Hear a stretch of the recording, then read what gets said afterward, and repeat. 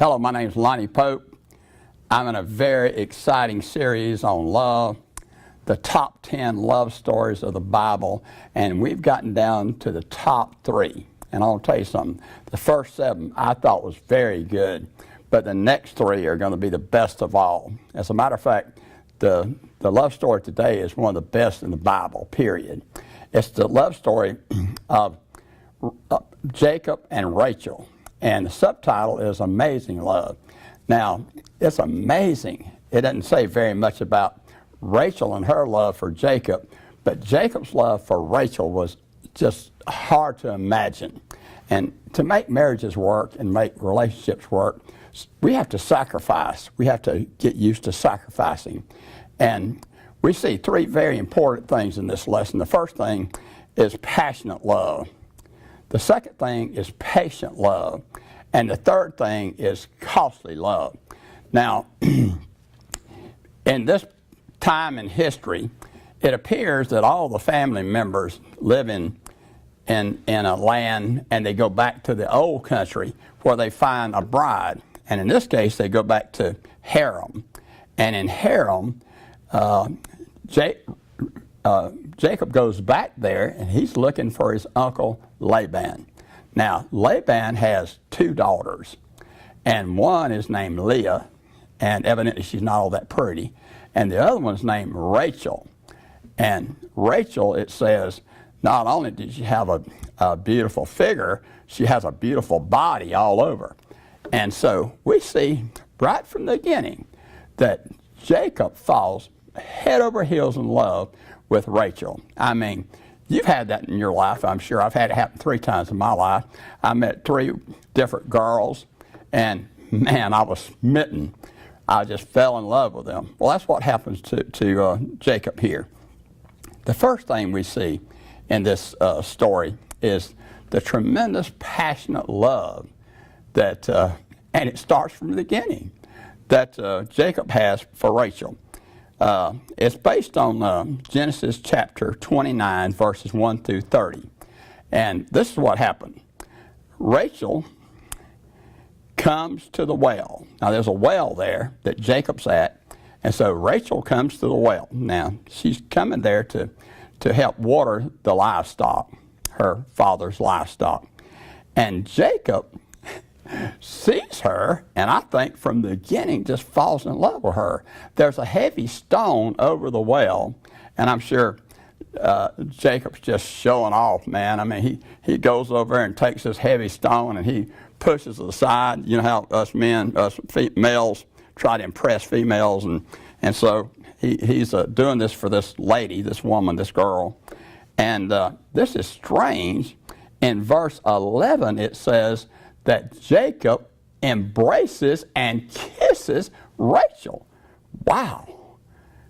Is that because he's kin to her? Or is that because she's so beautiful?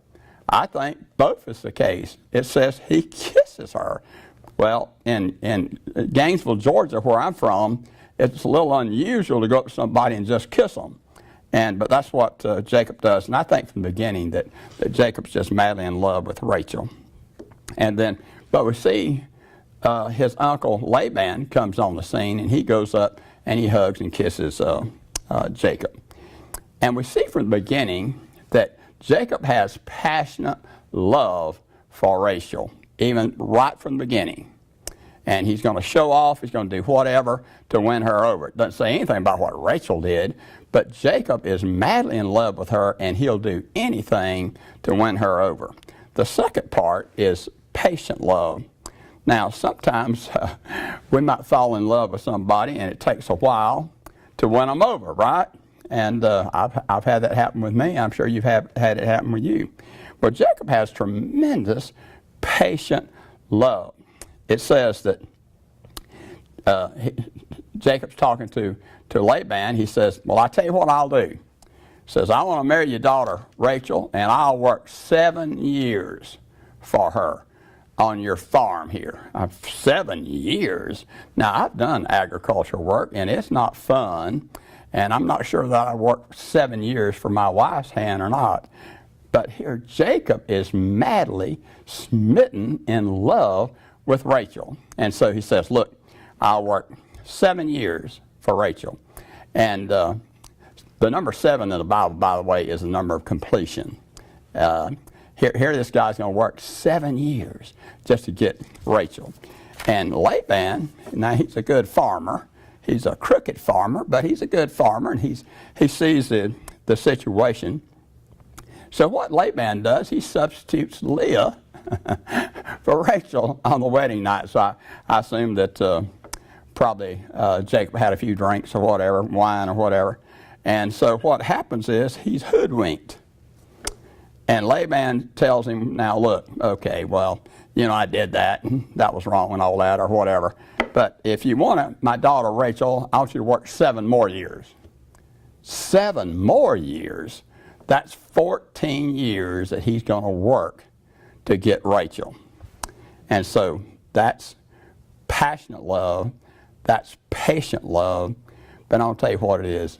It's also costly love.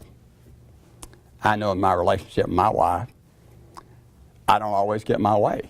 I have to sacrifice. I have to do things that sometimes I don't want to do. I have to do things that sometimes it's just not my thing.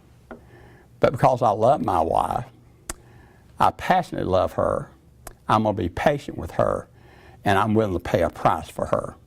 Well, you know what? That reminds me of what God has done for us through Jesus Christ. He's passionately in love with us. He's very patient with us. He just works with us and wants us to have a loving, strong relationship with him, and a costly love. Of course, God sent Jesus. Jesus died on the cross for our sins. And that's love. That's passionate love. That's patient love. That's costly love. And so, do we have passionate love? Do we have patient love? Do we have costly love?